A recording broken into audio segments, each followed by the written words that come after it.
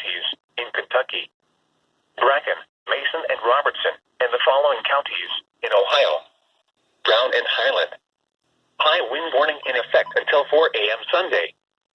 Southwest winds 20 to 30 miles an hour with gusts of 55 to 60 miles an hour.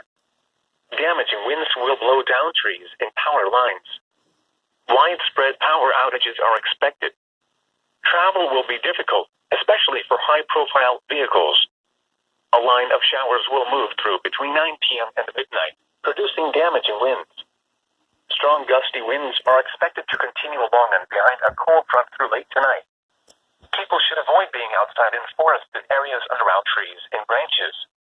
If possible, remain in the lower levels of your home during the windstorm and avoid windows. Use caution if you must drive.